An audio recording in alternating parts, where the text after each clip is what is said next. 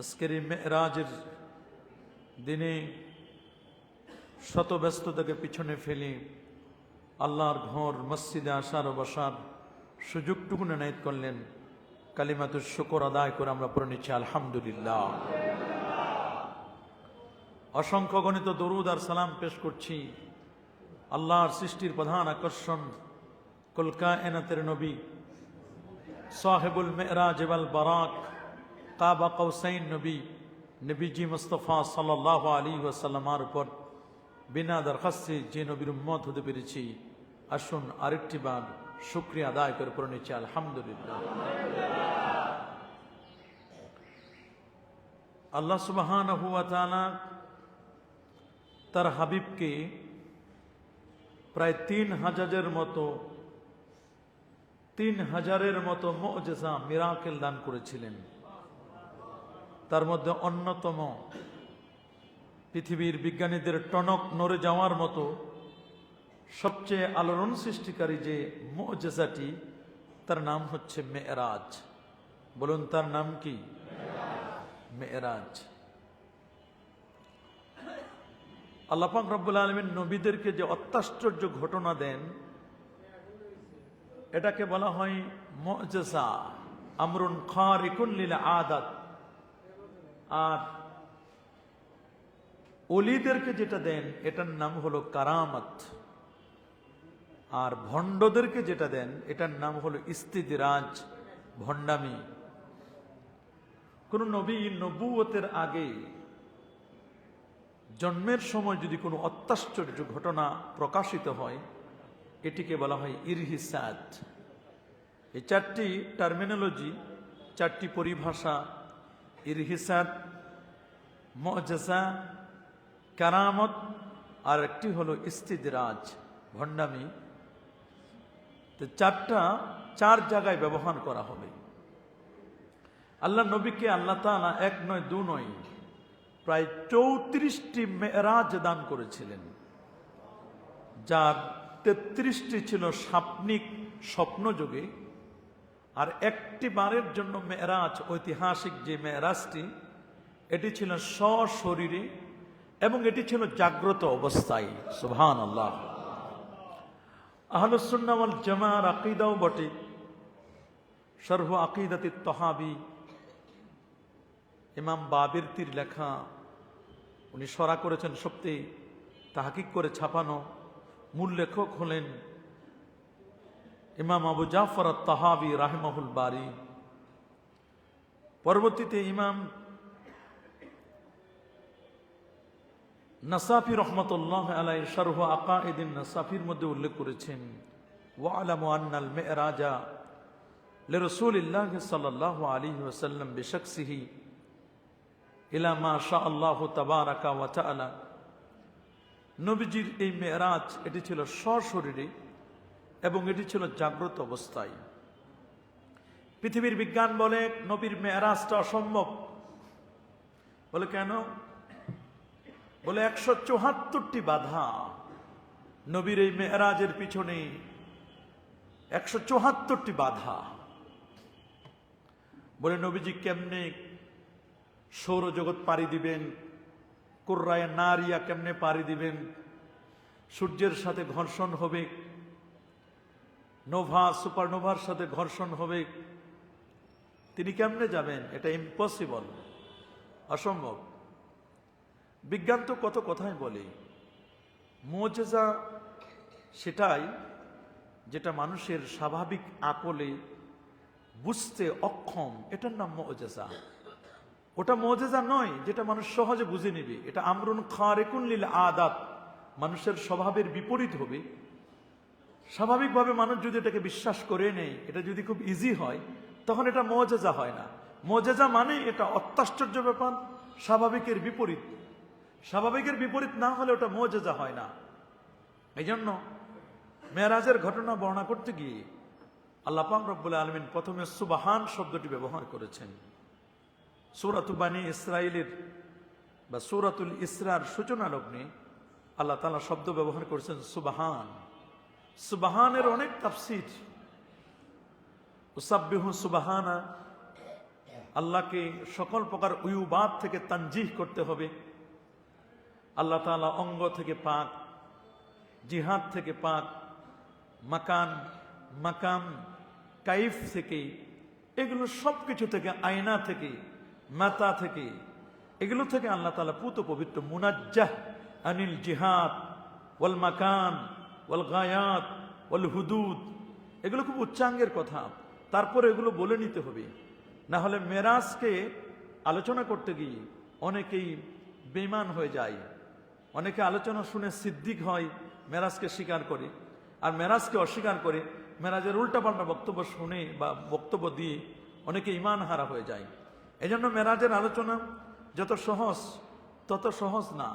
মেরাজের আলোচনাটা খুব একটা ক্রিটিক্যাল টপিকস, এটা সবাই বুঝে না, সবাই অনেক সময় বুঝতেও পারে না, বুঝাতেও পারে না। সুবহান শব্দ আল্লাহ তাআলা ব্যবহার করেছেন, কারণ এই ঘটনাটা একটা অত্যাশ্চর্য ঘটনা। সেই যুগে নিয়ম ছিল অত্যাশ্চর্য ঘটনা বর্ণনা করলে, কোনো আশ্চর্য মিরাকেল ঘটলে মানুষ তাকে আল্লাহর দিকে নেসবত করে। যেমন উজাইর আলাইহিস সালামকে আল্লাহ তাআলা 100 বছর মৃত্যু দিয়েছিলেন। কত বছর? 100 বছর মৃত্যু দিয়েছিলেন। আউকাল্লাযী মাররা আলা কারিয়া ওয়া হিয়া খাবিয়াতুন আলা উরুশিহা, 100 বছর মৃত্যু দেওয়ার পরে আল্লাহ যখন তাকে জিন্দা করলেন, ফাআমাতাহুল্লাহু মিআতা আম, 100 বছর তাকে মৃত্যু দিয়েছিলেন। 100 বছর পর যখন জিন্দা করলেন, আল্লাহ জিজ্ঞেস করলেন, কাম লাবিস্তা, উজাইর কত বছর ঘুমিয়েছিলা? উজাইর বলল, আল্লাহ লাবিস্তু ইয়াওমান আও বা'দা ইয়াওম, একদিন অথবা একদিনের কিছু বেশি। কেন তুমি একদিন অথবা একদিনের কিছু বেশি মনে করছো? 1 ঘন্টা বা 1 ঘন্টার বেশি? আল্লাহ তাকে বলে দিলেন, শোনো, তুমি মিস্টেক করছো উজাইর, বাল লাবিস্তা মিআতা আম, বরং তুমি 100 বছর ঘুমাইছো। বলে, আল্লাহ আমি তো বুঝি নাই। আমরাই তো অনেক সময় এত ঘুমাই, মনে করছি যে মনে হয় এইমাত্র শুইলাম, দেখবেন যে 5 ঘন্টা 6 ঘন্টা হয়ে গেছে, 7 ঘন্টা হয়ে গেছে। এটা দুনিয়ার নিয়ম। উজাইর আলাইহিস সালাম 100 বছর আল্লাহ তাআলা তাকে ঘুমের মধ্যে রেখে দিলেন। আল্লাহ জিজ্ঞেস করলেন, কাম লাবিস্তা, সে বলল একদিন অথবা একদিনের কিছু বেশি। আল্লাহ বলেন, বাল লাবিস্তা মিআতা আম, 100 বছর ঘুমাইছো। উজাইর আলাইহিস সালাম আল্লাহকে বলেন, আল্লাহ আমি যে 100 বছর ঘুমাইছি, আমার কি কোনো দলিল আছে, কোনো প্রমাণ আছে? আল্লাহ বলেন, আছে না? তুমি দলিল দেখতে চাও? বলে, হ্যাঁ আল্লাহ, একটু দলিলটা দিলে আমার ভালো হয়। আল্লাহ বলেন, ফানদুর ইলা তাআমিকা ওয়া শারাবিকা লাম ইয়াতাসান্না, তুমি ঘুমানোর আগে আঙ্গুরের জুস দিয়া, আঙ্গুরের রস দিয়ে রুটিগুলো ভিজাই দিছিলা, তো তোমার দেখো তো রুটিগুলো ভিজেছে কিনা? বলে, হ্যাঁ আল্লাহ, রুটি তো ভিজে গেছে। বলে, এখন দেখো তো এগুলো নষ্ট হয়েছে কিনা? সে দেখা যায় না, রুটি ভিজে সুন্দর, এখন তো খাওয়া যায়, নষ্ট হয় না। লাম ইয়াতাসান্না, আল্লাহ বলেন, দেখো 100 বছর পর্যন্ত তোমার রুটিগুলো ভিজে রেডি আছে। 100 বছর আগের রুটি 100 বছর পর তিনি খাচ্ছেন, ফ্রিজ আপ করছেন আল্লাহ। আল্লাহর ফ্রিজের গ্যারান্টিটা দেখেন, 100 বছরেরও বেশি। আমরা যে ফ্রিজগুলো কিনি, কয় বছর পর কম্প্রেসার নষ্ট হয়ে যায়, আমার আল্লাহর ফ্রিজের গ্যারান্টি কত? 100 বছর আপ। আল্লাহু আকবার বলেন। ফানদুর ইলা তাআমিকা ওয়া শারাবিকা লাম ইয়াতাসান্না, পচে নাই। এই আয়াত দিয়ে বিজ্ঞানীরা ফ্রিজ আবিষ্কার করেছে যে 100 বছরও পচন ধরবে না, এমন বহু ফ্রিজ আছে 100 বছরও যদি আপনি খাবার রাখেন। বর্তমানে এটা আবিষ্কার হয় নাই। 1 বছর কুরবানির গোশত আর 1 বছর খায় না মানুষ? খায় না? খায় তো। যদি ফ্রিজ ভালো হয় টাটকাই মনে হয়, আর ফ্রিজ যদি ভেজাল হয় তাহলে সেটা থাকে না, বড় কঠিন। তাতে 1 বছরটা 1 বছর, আর আল্লাহ 100 বছর পর্যন্ত আল্লাহর গ্যারান্টি দিয়ে দিয়েছেন। 100 বছর লাম ইয়াতাসান্না, নষ্ট হয় নাই। যখন উজাইর আলাইহিস সালামকে এরকম একটা ঘটনা ঘটাই দিলেন, তখন মানুষগুলো বলতে লাগলো, উজাইর তো ইবনুল্লাহ, আল্লাহর বেটা। 100 বছর পর আল্লাহ জিন্দা করছেন। এনে আশ্চর্য কোনো মিরাকেল ঘটাইলে মানুষ তাকে আল্লাহর দিকে নিসবত করে, আল্লাহর বেটা। উজাইরকে আল্লাহর বেটা, এটা শিরক হবে। বলেন না, উজাইরকে আল্লাহর বেটা। বিজ্ঞান তো কত কথা বলবে, বিজ্ঞানের কথার তো কোনো শেষ নাই। 100 বছর হতে পারে না, অসম্ভব। 100 বছর একটা মানুষকে জিন্দা করলে এই মানুষটা টিকতে পারে না। অথচ 2 ভাই একসাথে জন্ম নিছে, একজনের বয়স 150 বছর, একসাথে মৃত্যুবরণ করছেন, একজনের বয়স 50 বছর। বলেন না, একজনের বয়স কত? 50, আর একজন 150। অথচ 2 জনে একই দিনে জন্ম নিল, একই দিনে ইন্তেকাল করলো। পৃথিবীর কোনো মানুষ এটাকে বিশ্বাস করবে না। পৃথিবীর কোনো বিজ্ঞান, কোনো হিউম্যান অ্যানাটমি, কোনো এমব্রোলজিস্ট, কোন ভ্রূণতত্ত্ববিদ, কোন মমি বিশেষজ্ঞ কোনোদিন বিশ্বাস করবে না। কিন্তু আমার আল্লাহ বলেন, দেখো, বিশ্বাস তোমাকে করতেই হবে। কত কথাই বিজ্ঞানীরা বলে, সকালে একটা বলে, দুপুরে একটা, বিকালে একটা, সন্ধ্যা আরেকটা বলে। বিজ্ঞান বলতো না, একসময় বিজ্ঞান বলছে পৃথিবী ঘুরে, বলে না পৃথিবী ঘুরে না, সূর্য ঘুরে। পরে বলছে পৃথিবী ঘুরে, সূর্য ঘুরে। এবার বলছে না পৃথিবী ঘুরে না, একবার বলছে পৃথিবী ঘুরে না, সূর্য ঘুরে না। পরে লেটেস্ট কথা হলো পৃথিবী ঘুরে, সূর্য ঘুরে, আমরাও ঘুরি। খালি আমরা বাকি থাকবো কেন? সবাই মিলে জিলে ঘুরি। ঘুরা ঘুরে নিয়ে তোলপার হয়ে গেছে ওদের, নিজেরাই ঘুরতেছে। এখন নিজের মাথা ঘুরে দেখে যে মিলাইতে পারে না।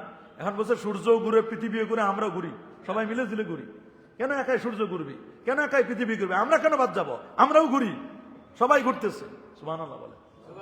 এই জন্য আল্লাহ সূর্যের নামে সূরা দিয়েছেন সূরাতুশ শামস, ওয়াশ-শামসু ওয়া দুহাহা, ওয়াল কমারি ইযা তালাহা, ওয়ান নাহারি ইযা জাল্লাহা, ওয়াল লাইলি ইযা ইয়াগশাহা, ওয়াস সামাই ওয়া মা বানাহা। আসমানের কসম করেছেন। বিজ্ঞান তো আসমানের ব্যাপারে কত কথা বলছে। বলে আসমান হলো একটা। আসমান কয়টা? একটা। বাকিগুলো কি বলে? বাকিগুলো ধোঁয়া। ধোঁয়া তো বলবি না, জানলে তো এই কথাই বলবি। জানে না, উপর পর্যন্ত যায় নাই, আসমানের খবর আছে। বলে না কোনো বিজ্ঞানী আসমানে গেছে নাকি? আমাদের আমেরিকার মহাকাশ গবেষণা সংস্থা নাসা, বিজ্ঞান নাসা, এরা কত কিছু বলে। কিছুদিন আগে ভারত স্যাটেলাইট পাঠাতে গিয়ে উল্টা পাল্টা পাঠাই দিছে, কত ভেজাল হলো। এই তো 2-3 দিন আগের ঘটনা। স্যাটেলাইট ভেজাল, পরিবর্তন হয়ে যাচ্ছে, চেঞ্জ হয়ে যাচ্ছে। তো বিজ্ঞানের কথা বিশ্বাস করা বড় কঠিন।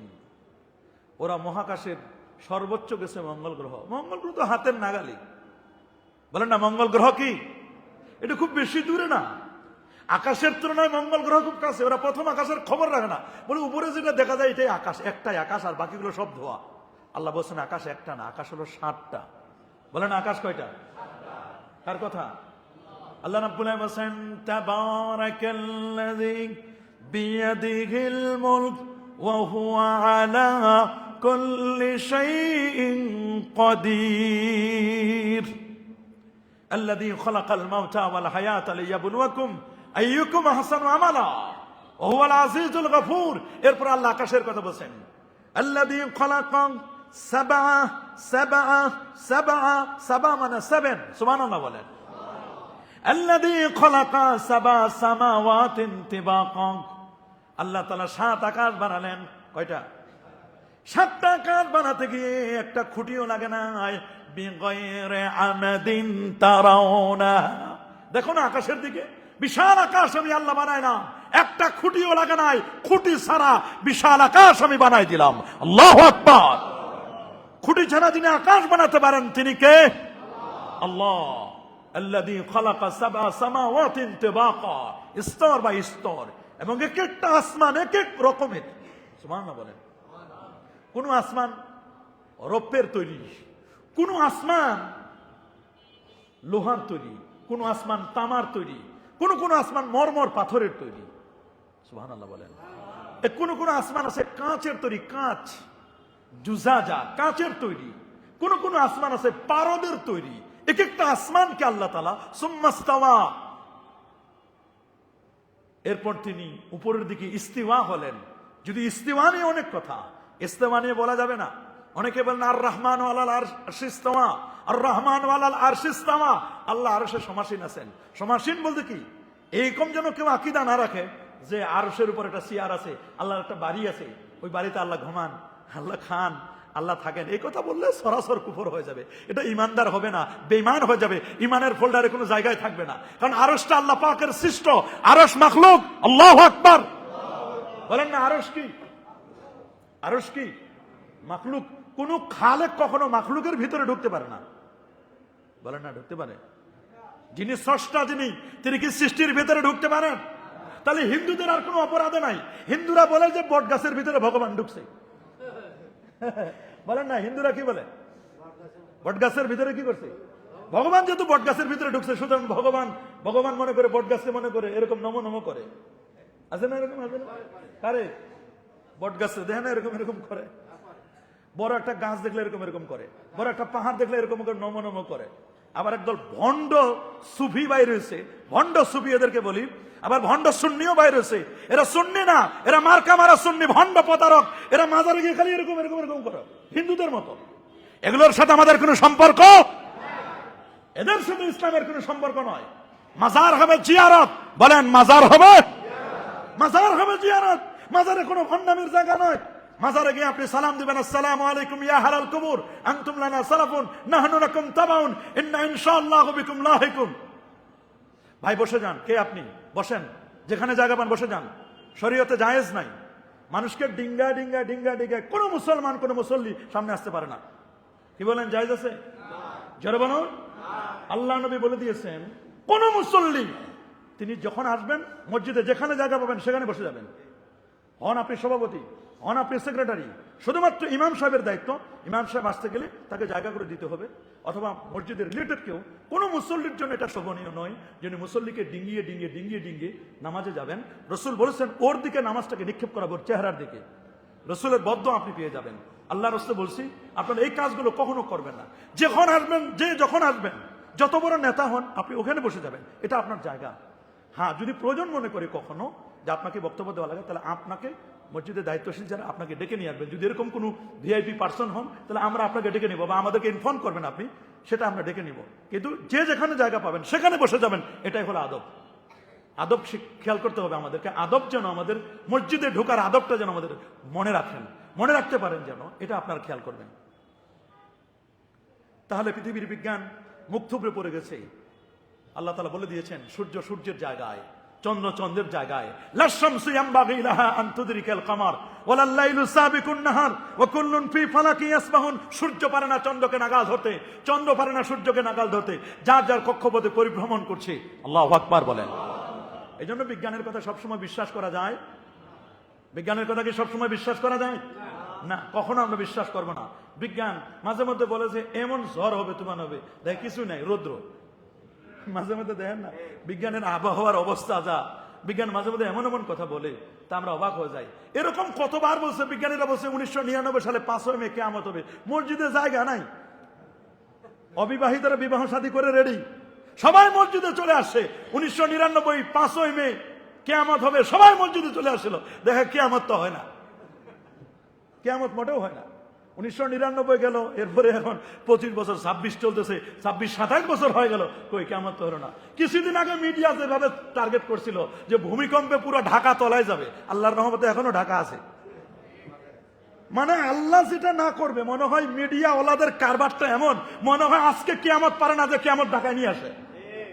মাঝে মধ্যে ভূমিকম্প মনে হয় পারে না আজকে ভূমিকম্প দিয়ে সব ঢাকারা নিঃশেষ করে দিবে, খালি ওরা থাকবে। কি যে একটা বিপদ।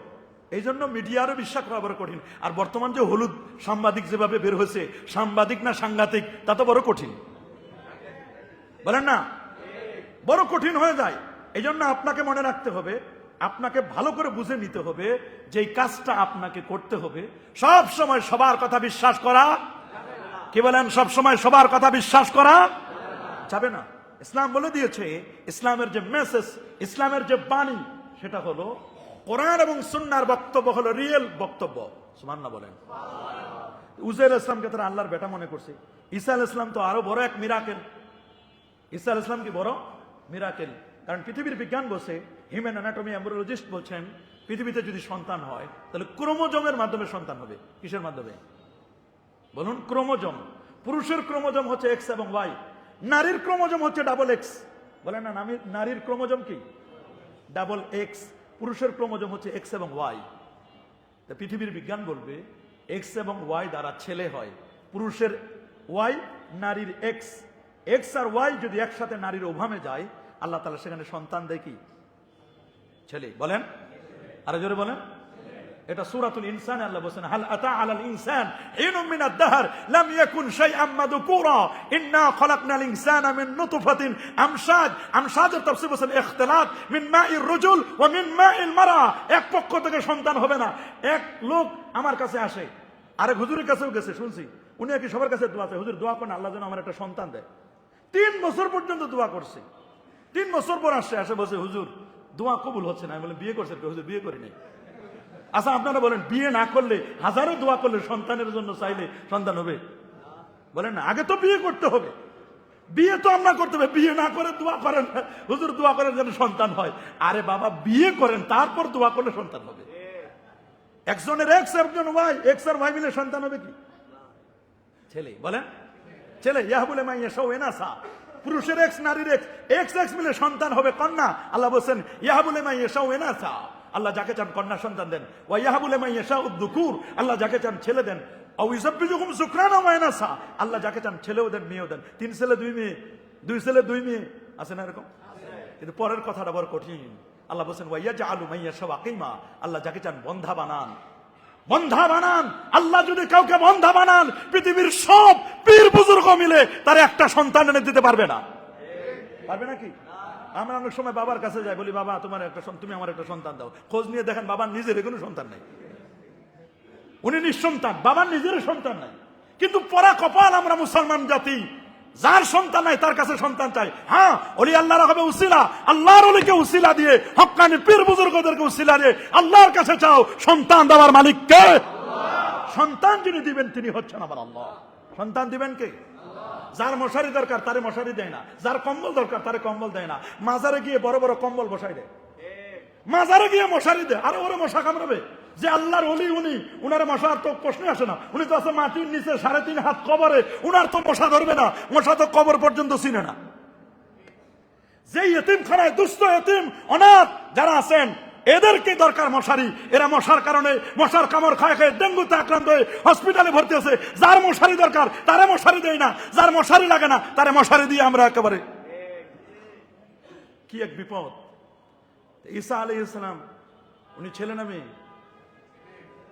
বলেন আরো জোরে।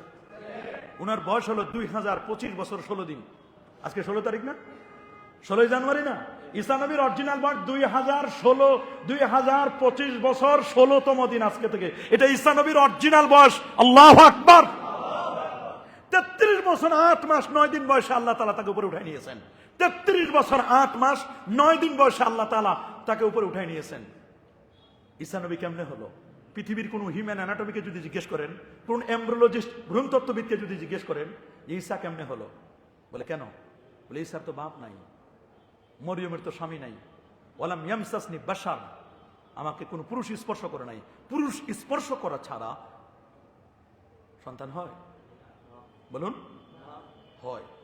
যদি দেখে, এটা কোনো বিজ্ঞান বুঝবে না। বিজ্ঞান বলবে সরি, জানি না আমরা। এখানে বিজ্ঞান কোন নাই, কোনো বক্তব্য নাই। বিজ্ঞান বলবে আমরা জানি না। বিজ্ঞানের কোনো বক্তব্য নাই এখানে। বিজ্ঞান কোনো বক্তব্য দিতে পারবে না এখানে। বিজ্ঞানের কোনো বক্তব্য নাই। হযরতে আপনার ইব্রাহিম খলিলুল্লাহকে আগুনের মধ্যে ফেলে দেওয়া হলো। পৃথিবীর বিজ্ঞান বলবে আগুনের কাজ হলো জ্বালায় দেওয়া। যদি বলা হয় ইব্রাহিম খলিলুল্লাহকে আগুনে ফেলাই দেওয়া হলো, আগুন কি করছিল? বসে বসে কি আঙ্গুল চুষছিল? বলে না। কি করছে? কেন আঙ্গুল জ্বালাইলো না? কেন কেন ইব্রাহিম খলিলুল্লাহকে আগুন জ্বালাতে পারলো না? কোনো বিজ্ঞানীকে জিজ্ঞেস করেন, বিজ্ঞান বলবে সরি, এই জায়গায় আমরা কিছু জানি না, একমাত্র জানেন আল্লাহ। একটা পশম পর্যন্ত পড়াইতে পারে নাই, পুরাতে পেরেছে? আগুন কোন ক্রিয়া করতে পারে নাই। আবু গারিব কারাগারের মধ্যে যখন একজন আল্লাহর ওলির খাদেমকে নেওয়া হলো, গাউসে সামদানি শেখ মহিউদ্দিন আব্দুল কাদের গাইলানি সুম্মা জিলানি, আল্লাহর ওলির মাজারের খাদেম যিনি, গাউসে পাকের মাজারটা ঝাড়ু দিতেন। সুবহানাল্লাহ। আব্দুল কাদের জিলানির মাজার যিনি ঝাড়ু দিতেন, বুশ কালেহেনিল মানফুস শয়তানের হেডমাস্টারটা যখন ইরাকের উপর হামলা করতে গিয়ে ওই আব্দুল কাদের জিলানির মাজারের খাদেমকে নিয়ে যখন আবু গারিব কারাগারে রাখলো, তাকে রেখেই 40টা কুকুর, ডগ স্কোয়ার, ক্ষুধার্ত কুকুরগুলোকে রাখছে। 5 দিন 7 দিন পর্যন্ত কুকুরগুলোকে খাবার দেওয়া হয় নাই। খাদেমকে যখন দেওয়া হলো কুকুরগুলোর খাবার হিসাবে, কুকুরগুলো এক একটা করে কুকুর আসে আর আল্লাহর ওলিকে ঘ্রাণ নিয়ে নিয়ে চলে যায়। কুকুর বুঝলো একে খাওয়া যাবে না, উনি গাউসে পাক আব্দুল কাদের জিলানির মাজারের ঝাড়ুদার খাদেম। আল্লাহু আকবার বলেন। পৃথিবীর কোন বিজ্ঞান এটাকে বিশ্বাস করবে না। এটা কারামত, ওলিদের কারামত। এটা আমরুন খারিকুল লিল আদাত। আদাতের বাহিরে আমার হাতটা এই পর্যন্ত যাবে, কিন্তু এই হাত দিয়ে যদি আমি এসিটাকে টান মারে নিয়ে আসি, এটা তখন আর সাধারণ হবে না, এটা অসাধারণ। বলেন এটার নাম হবে কি? ঈসা আলাইহিস সালাতু ওয়াস সালাম যখন বাপসারা জন্ম নিল, সবাই মনে করলো রে বাপরে, ঈসা বাপসারা জন্ম নিছে, তাহলে বাপ যেহেতু নাই, তাহলে আল্লাহরই মনে হয় সন্তান হবে। নাউজুবিল্লাহ বলেন। এই বলা শুরু করলো ঈসাকে ইবনুল্লাহ, ঈসা আল্লাহর বেটা। এই জন্য আমার আল্লাহ বলছেন, আমার দোস্তকে আমি রাতের একটা অংশে উম্মে হানির ঘর থেকে নিয়ে ওপেন হার্ট সার্জারি করে সিনাটা চাক করে দেন, জান্নাতি গাড়ি বোরাকে চড়ে নূর নবীকে নূরের গাড়িতে চড়াইয়া নূরের সৃষ্টি ফেরেশতা জিব্রিলকে সঙ্গে করে নিয়ে নূরের দেশে গেলেন। ইয়াসরিব থেকে বেথলহাম থেকে তুরে সাইনা হয়ে বাইতুল মুকাদ্দাস হয়ে আল্লাহর নবী এবার বাইতুল মুকাদ্দাসের সমস্ত নবীদের ইমামতি করে আল্লাহর নবী চন্দ্র, সূর্য, গ্রহ, নক্ষত্র, Neptune, Pluto, galaxy, milky, nova, supernova, Proxima Centauri, Andromeda galaxy cross করে আল্লাহ নবী প্রথম আকাশ, দ্বিতীয়, তৃতীয়, চতুর্থ, পঞ্চম, ষষ্ঠ, সপ্তম আকাশ পাড়ি দিয়ে সিদরাতুল মুনতাহা 70,000 নূরের পর্দা পাড়ি দিয়ে বসেন।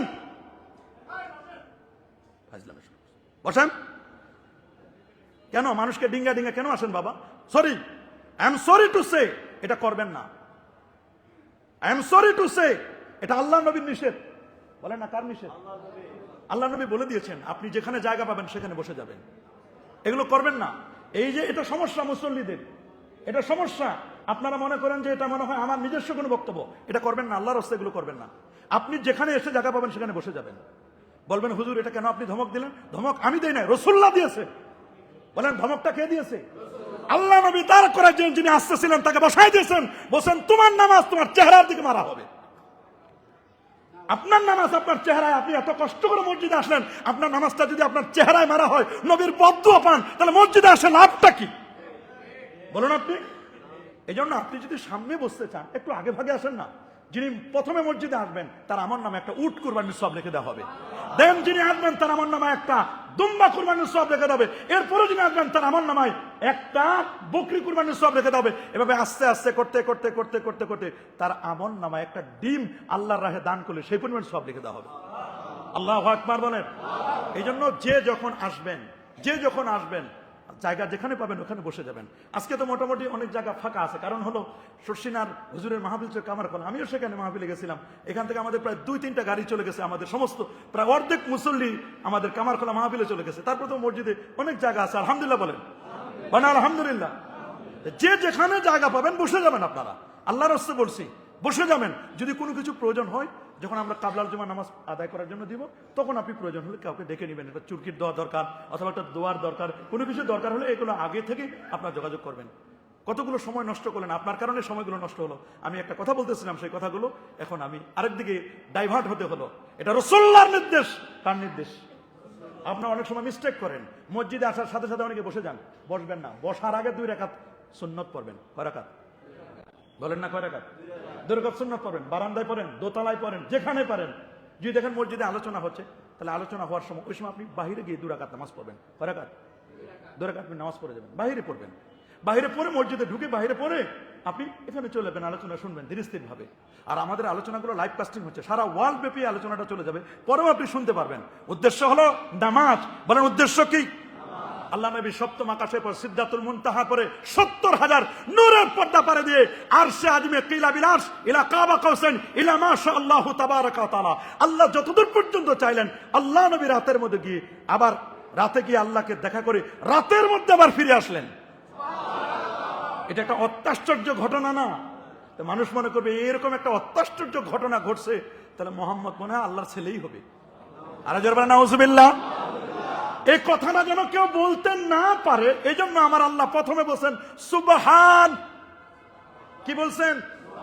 সুবহানাল্লাযী আসরা বিআবদিহি লাইলাম মিনাল মাসজিদিল হারাম ইলাল মাসজিদিল আকসাল্লাযী বারাকনা হাওলাহু লিনুরিয়াহু মিন আয়াতিনা ইন্নাহু হুয়াস সামিউল বাসীর। ইন্নাহু হুয়াস সামিউল বাসীর। সেই রব, তিনি সব শুনেন, সব দেখেন, সব বুঝেন। দিদারে ইলাহিতে যাচ্ছেন আমার নবীজি। আল্লাহু আকবার বলেন। এই জন্য আল্লাহ প্রথমে সুবহান দিলেন। আসরা, আসরা মানে নিজে যাওয়া নয়, নিয়ে গেছেন। একটা জাহাবা মানে নিজে যাওয়া, আর আজহাবা এটা নিয়ে গেছেন। আল্লাহ নবীজি নিজে যান নাই, নিছেন কে? বলেন কে নিছেন? আল্লাহ যদি নেন তাহলে কোনো বাধা আছে? নিবে তো আমার আল্লাহ। নূর নবী নূরের গাড়িতে চড়ে নূরের ফেরেশতাকে সাথে নিয়ে নূরের দেশে যাচ্ছেন। খেলাটা তো নূরের। খেলা কিসের? যারা বলেন খেলা কিসের? নূরের খেলা, নূরের খেলা। তো এটাকে বুঝার জন্য নবীকে তো নূর ছাড়া উপায় নাই। নবী নূর নবী কি নবী? কদ জাআকুম মিনাল্লাহি নূর, নূর নবী। ইজা তাকাল্লামা রুয়াকা নূর, নবী যখন কথা বলে তখন নূর বের হয়। কাব বিন জুহাইর রাসূলুল্লাহর সামনে পাঠ করছেন, ইন্না লা রাসূলুল্লাহি সাল্লাল্লাহু আলাইহি ওয়াসাল্লাম লা নূরুন ইস্তাউদাউ বিহি মুহাম্মাদুন মিন সুয়ুফিল্লাহি মাসলুল। মুসনাদ আহমদ 17191 নম্বর হাদিস। রাসূল বলেন, ইরবাদ ইবনে সারিয়া হাদিসটি বর্ণনা করেছেন, আল্লাহর হাবিব বলেন, ইন্নী আবুদুল্লাহ, আমি আল্লাহর বান্দা, ওয়া খাতামুন নবিয়্যিন, আমি সর্বশেষ নবী, ওয়া ইন্না আদামা লামুনজাদিরুন ফি তিনাতি, আমি নবী তখন নবী আদম যখন মাটি আর পানির মধ্যে ঘোরাঘুরি খাচ্ছিল। ইন্নী সাওহাদিসুকুম বিদাওয়াতি আবি ইব্রাহিম, আমি ইব্রাহিম নবীর দুয়ার ফসল, ওয়া বিশারাতু ঈসা, ঈসা নবীর সুসংবাদ, ওয়া রুইয়া উম্মি, আমার মায়ের স্বপ্নের বাস্তব রূপ। আমার মা যখন আমাকে জন্ম দিল, জন্মের সময় যে নূর বের হয়েছে, আদাআত মিনহু কুসুর শাম, আমার জন্মের নূরে 2500 দূরের বিল্ডিং গুলো আলোয় উদ্ভাসিত হয়ে গেছে। কেমন নবী? যে নবীর জন্মের নূরে 2500 দূরের বিল্ডিং দেখা যায়, আর আপনি জন্ম নেওয়ার পরে লাইট মারে দেখে ছেলে হয়েছে না মেয়ে হয়েছে। দেখো জায়গা মতো লাইট মারে দেখে ছেলে না মেয়ে। কেমন নবী? যে নবীর নূরে 2500 দূরের বিল্ডিং দেখা যায়। আল্লাহু আকবার বলেন। সেই নূর নবী। কথা বললে নূর বের হয়, মুখ দিয়ে নূর বের হয়। বোরাক তো নূর, বিদ্যুতের গতি প্রতি সেকেন্ড 1,86,000 মাইল। বোরাকের গতি বিদ্যুতের গতির চেয়ে কোটি কোটি গুণ গতি সম্পন্ন। বোরাকটা কেমন? বোরাকটা ফাওকাল হিমার, গাধার চেয়ে বড়। দুনাল বাগলে, খচ্চরের চেয়ে ছোট। কা ইনসান, দেখতে মানুষের মতো। কপালে লেখা লা ইলাহা ইল্লাল্লাহ মুহাম্মাদুর রাসূলুল্লাহ সাল্লাল্লাহু আলাইহি ওয়াসাল্লাম। নবীজির কপালে, এই সেই বোরাকের কপালে লেখা। নবীজি আধা ঘুম আধা জাগ্রত। নবীকে ঘুম থেকে জাগালেন জিবরিল, মিকাইল, ইসরাফিল, কয়জন ফেরেশতা। আর এমনি তো মেরাজটা দেন নাই, এমনি মেরাজ দিয়েছেন, এমনি মেরাজ দেন নাই, এমনি মেরাজ দেন নাই, এমনি মেরাজ দেন নাই। মেরাজটা দিয়েছেন একটা উদ্দেশ্যকে কেন্দ্র করে। বসেন। মেরাজ দিয়েছেন উদ্দেশ্যকে কেন্দ্র করে। উনি আগে আসে সিট দিয়েছেন। বলুন হুজুর উনাকে কেন বললেন না? বলতে পারেন না? না, উনি আগে এখানে আসলে কোনো একটা কাজে গেছে, এই জন্য উনাকে বলি নাই। আমি উনাকেও ছাড়বো না। বলেন, আমি উনাকেও কি করবো না? ছাড়বো না। কাউকে ছাড়ার মতো মানুষ না আমি। এটা রাসূলুল্লাহর নির্দেশ। বলেন কার নির্দেশ? রাসূল পাক সাল্লাল্লাহু আলাইহি ওয়াসাল্লামের নির্দেশ। এজন্য আল্লাহ নবীর জন্মের আগে বাবা হারালেন। কাকে হারালেন? বলেন। বাবা হারাইছেন জন্মের আগে। জন্মের পরে মাকে হারালেন। মা নাই, বাবা নাই, এতিম নবী। সুবহানাল্লাহ। দেখতে না দেখতে নবীজি, দেখতে না দেখতে দাদা আব্দুল মুত্তালিবকে হারালেন। বাবা হারা, মা হারা, দাদাকে হারালেন। দাদা আব্দুল মুত্তালিব যাওয়ার আগে বলেছিলেন, আমার 10 সন্তানের মধ্যে আমার নাতি মুহাম্মদকে কে দেখভাল করবে? অনেকেই বলেছিল। নবী বলছেন, না, আমি দিব না তোমাদের কাছে, একজনের কাছে দিব। বলে কার কাছে দিবেন? বলে আমি দিব আবু তালেবের কাছে। সে মুসলমান না। তারপর নবী বুঝেছিলেন আবু তালেবের কাছে আমার নাতি মুহাম্মদ সেফ। আল্লাহু আকবার। আবু তালেবের কাছে উঠাই দিয়ে গেলেন, আবু তালেব, আমার নাতিটারে দেখবা, তোমার ভাতিজাকে দেখে শুনে রাখবা, তার গায়ে যেন কেউ একটা ফুলের টোকা দিতে না পারে। আল্লাহু আকবার বলেন। আবু তালেব যতদিন ছিলেন নবীর গায়ে একটা ফুলের টোকা দিতে পারে নাই। একটা ফুলের টোকা দেওয়ার ক্ষমতা কারো ছিল না। বাহিরে শেল্টার দিতেন, যত রকমের আপদ বিপদ সব শেল্টার দিতেন কে? বাহিরের শেল্টার। আবু তালেব যখন তার বাতিটা যখন নিভে গেল, তিনি যখন পৃথিবী থেকে বিদায় হয়ে গেলেন, বড় কঠিন অবস্থা। নবীজির দায়িত্বভার কে নেবেন? কে কে কে? আল্লাহ নবী বুঝলেন বাহিরের শেল্টার শেষ। আসলেন খাদিজাতুল কুবরা। আপদ বিপদে খাদিজাতুল কুবরা নবীকে সান্ত্বনা দিতেন। সুবহানাল্লাহ বলেন। হেরা পর্বতে যখন ছিলেন, তিনি বলেছিলেন ইয়া মুহাম্মদ বলে যখন জিবরিল ডেকেছিলেন, তখন ওই মুহূর্তে রাসূল আকরাম সাল্লাল্লাহু আলাইহি ওয়াসাল্লামের স্ত্রী আম্মা জান খাদিজাতুল কুবরা রাদিয়াল্লাহু তাআলা আনহা, তিনি বলেন খাশিতু আলা নাফসি আমার রসুল যখন বলে আমি মৃত্যুর আশঙ্কা করছি, কে যেন আমাকে ইয়া মোহাম্মদ বলে ডেকেছে, ইয়া মোহাম্মদ বলে ডেকেছে, আমার ভয় হচ্ছে আমি মনে হয় মারা যাব, আমার কম্বল দিয়ে ঢেকে দাও। খাদিজাতুল কুবরা রাদিয়াল্লাহু তাআলা তখন বলেছেন, আল্লাহ লা ইউখজিকাল্লাহু আবাদা ইন্নাকা লা তাসিলুর রাহিমা ওয়া তাহমিলুল কাল্লা ওয়া তাকসিবুল মাদুমা ওয়া তুইনু আলা নামাইবিল হক। আপনাকে আল্লাহ অপদস্থ করবেন না, আপনি অনেক কাজ করেন, আত্মীয়তার সম্পর্ক বজায় রাখেন, বিহেভ করেন সুন্দর, আপনার গরিবের বোঝা আপনি বহন করেন। আমি আপনাকে ওয়ারাকাত ইবনে নওফলের কাছে নিয়ে যাব। ওয়ারাকাত ইবনে নওফলের কাছে নিয়ে গেছিলেন, ওয়ারাকা দেখে কাঁদলেন, না আপনি নবী হবেন। খাদিজা, তুমি যাকে চয়েস করেছো তুমি বিশ্বের সেরা। আল্লাহু আকবার বলেন, বিশ্বের সেরা তিনি, তুমি এমন লোককে চয়েস করেছো যিনি খাতামুল আম্বিয়া ওয়াল মুরসালিন হবেন। তবে ওয়ারাকাত ইবনে নওফল চোখের পানি ছেড়ে একটু কাঁদলেন, চোখের পানি ছেড়ে একটু কাঁদলেন।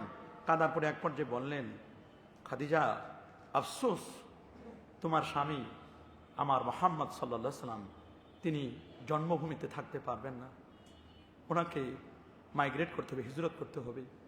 নবী তখন কাঁদলেন, খাদিজাও কাঁদলো, ওয়ারাকা ইবনে নওফল চোখের পানি ছেড়ে কাঁদলেন আর বললেন, আওয়া মুখরিজিয়া, এরা কি সত্যি আমাকে বের করে দিবে? বলে হ্যাঁ, বের করে দিবে, রাখবে না।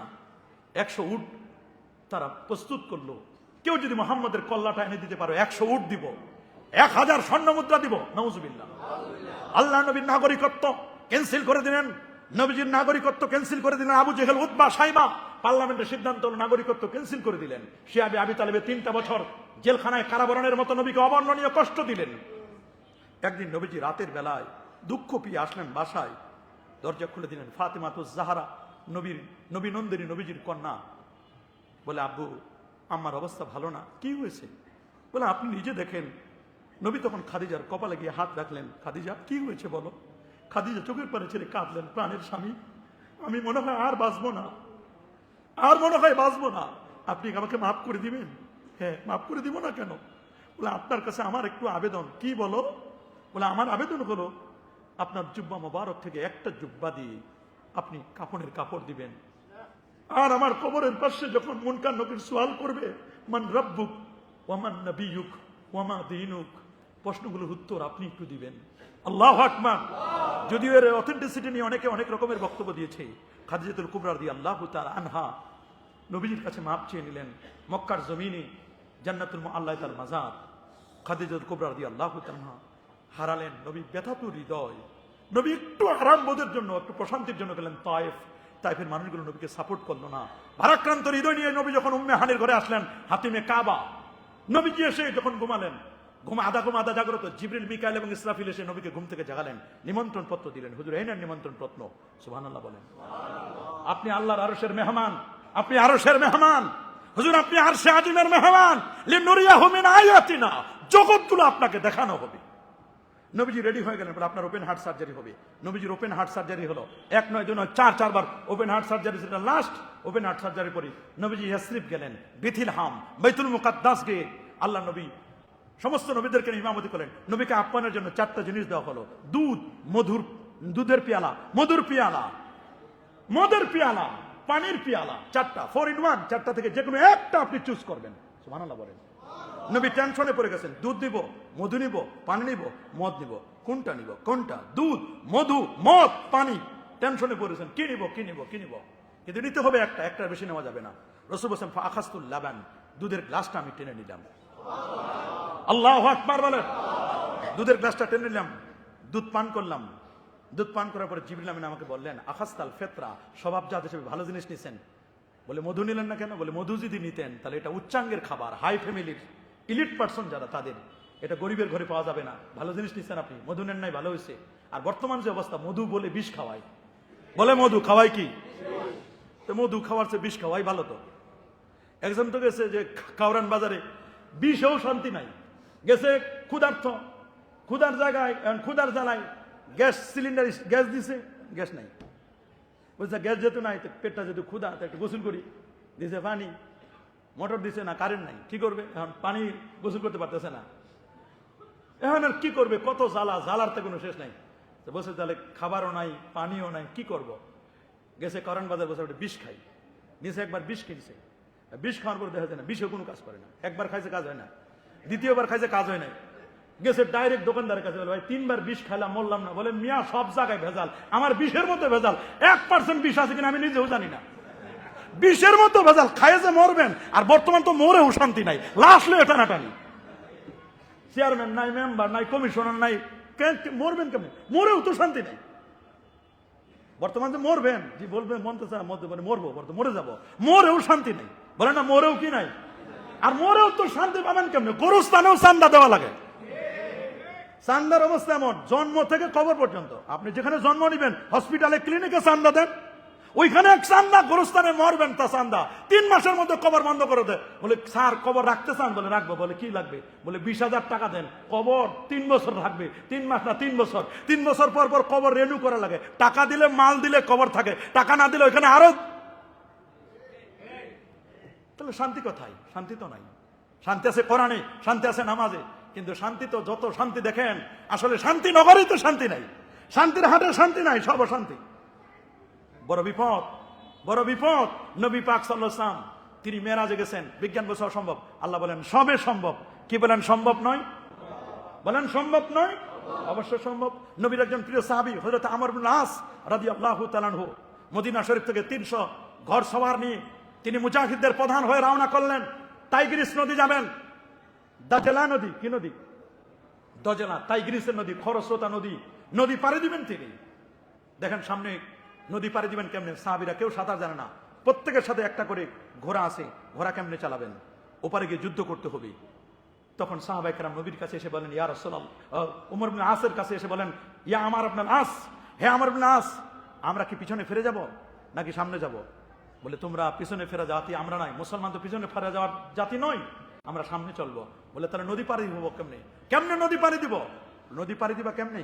তাহলে থামো, তোমরা একটু অপেক্ষা করো, আমি রাসূলুল্লাহর সাথে একটু যোগাযোগ করে নিই। বলে রাসূলুল্লাহ 1,500 কিলোমিটার দূরে, আপনি কেমনে যোগাযোগ করবেন? কোনো মোবাইল নাই, টেলিফোন নাই, কিচ্ছু নাই। বলে তোমরা আমাকে একটু 5টা মিনিট সময় দাও। উনি 5 মিনিট সময় নিয়ে একটু নিরিবিলি নিকুঞ্জ পরিবেশে সেফ জোনে গিয়ে উনি চক্ষু বন্ধ করলেন। যখন দুনিয়ার চক্ষু বন্ধ হয়ে যায়, অটোমেটিক কলবের চক্ষু তখন খুলে যায়। এই চোখ যখন বন্ধ হয়ে যায়, কলবের চক্ষু তখন খুলে যায়। লাব্বে বান, গর্ষে বান, মা চশমে বান, গারনা বিনি, নূরে হক পর মা বখন। এই চোখ যখন বন্ধ হয়ে যায়, দুনিয়ার কান যখন বন্ধ হয়ে যায়, তখন কলবের চক্ষু, কলবের কান তখন খুলে যায়। উনি চক্ষু বন্ধ করে রাসূলুল্লাহর সাথে যোগাযোগ করলেন। রাসূল বললেন, না, হাম তো, আর রাসূলের বাণী হলো, আমরা পিছনে ফেরার জাত নই, হাম তো মুসলমান হয়, পিছে হটনে ওয়ালে নেই, সিনো মে সামনে সরনগু করনে ওয়ালে নেই। আমরা মুসলমানের জাত, পিছনে ফেরার জাত নয়, সামনে চলার জাত। অর্ধ জাহানের খলিফা ফারুক আজম মুসলমানের তাকবীরের ধ্বনিতে গোটা পৃথিবী থরথর করে কাঁপতো। আমরা তো সেই জাত, পিছনে কেন যাব? সামনে চলো, আমরা সামনে যাব, আমরা পিছনে ফেরার জাত, সামনে যাব। বলে হুজুর সামনে যাব কেমন? সাঁতার জানি না, ডুবে মরে যাব। বলে ডুবে মরে যাবা না, রাসূলুল্লাহ বলেন তোমরা চালাই দাও। 300 ঘোড়সওয়ার যখন টাইগ্রিস নদীর উপর, দজলা নদীর উপর চালাই দিলেন, একটা ঘোড়ার পায়ের খুঁড়াও ভিজল না, 1 ইঞ্চি পর্যন্ত পানি লাগলো না। 300 ঘোড়সওয়ার পাড়ি দিয়ে গেল দজলা নদী। পৃথিবীর কোন বিজ্ঞানীকে, পানি বিজ্ঞানীকে যদি জিজ্ঞেস করেন, কোন পানি বিজ্ঞানী বলবে না এটা অসম্ভব, ইম্পসিবল। কিন্তু আমার আল্লাহ বলছেন, কোরআন বলছে, রাসূল বলছে এটা সম্ভব। নিবে আমার আল্লাহ। নিবে কে? জোরে বলুন, আল্লাহ নিবেন, আল্লাহ নিবেন, আল্লাহ নিবেন। আল্লাহ যদি নেয়, তাহলে পৃথিবীর কোনো মানুষ বাঁচতে পারবে, পৃথিবীর কোনো মানুষ এটাকে বাধাতে পারবে না। সকলে দাঁড়িয়ে 4 রাকাত কাবলা জুমা আদায় করুন। আমরা